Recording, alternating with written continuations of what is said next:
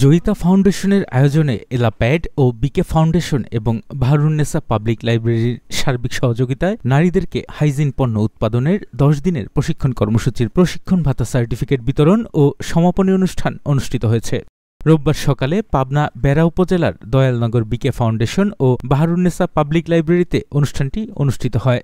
বাহরুন্নেসা public লাইব্রেরির সাধারণ সম্পাদক ইঞ্জিনিয়ার আবু সায়েম প্রামাণিকের সঞ্চালনায় উক্ত অনুষ্ঠানে সভাপতিত্ব করেন জয়িতা ফাউন্ডেশনের প্রকল্প পরিচালক উপসচিব শেখ মোহাম্মদ রেফাত আলী। আজকের এই সভার সভাপতিত্ব করেছেন শেখ মোহাম্মদ রেফাত আলী, উপসচিব প্রকল্প পরিচালক, জয়িতা ফাউন্ডেশন সক্ষমতা নির্মাণ বিনির্মাণ প্রকল্প। আজকে আমরা যে প্রকল্পটা নিয়ে সারা বাংলাদেশে কাজ করছি, এটা আমাদের জন্য খুবই সৌভাগ্য। এই বাংলাদেশের দ্বিতীয় প্রশিক্ষণ হচ্ছে পাবনা এবং রাজবাড়ী। এটা কিন্তু আমাদের জন্য খুবই সৌভাগ্য।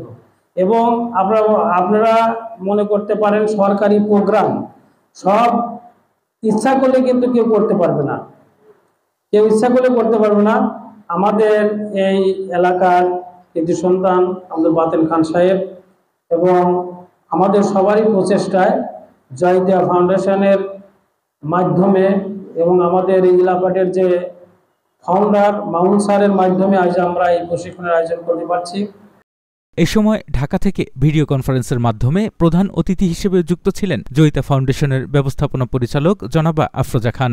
আরও যুক্ত ছিলেন প্রকল্প পরিচালক উপসচিব শেখ মোহাম্মদ রেফাত আলী, এলাপ্যাডের ফাউন্ডার মামুনুর রহমান এবং বিকে ফাউন্ডেশন ও বাহরুন্নেসা পাবলিক লাইব্রেরির চেয়ারম্যান এম এ বাতেন খান। এ সময় তারা প্রশিক্ষণে অংশগ্রহণ করা নারীদের সাথে হাইজিন পণ্য উৎপাদন বিষয়ক বিভিন্ন দিক নির্দেশনামূলক আলোচনা করেন। এদিকে বিনামূল্যে এমন প্রশিক্ষণ পেয়ে স্বাবলম্বী হওয়ার স্বপ্ন দেখছেন প্রত্যন্ত এলাকার সাধারণ নারীরা।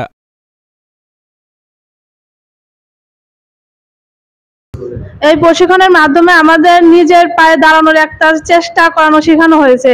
আমরা মেয়ে মানুষ যে পিছিয়ে আছি এটা থেকে আমাদের স্বাবলম্বী করতে শেখাচ্ছে।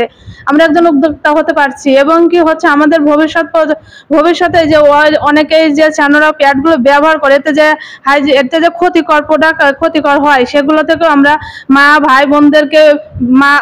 বোনদেরকে বিরত রাখতে পারবো।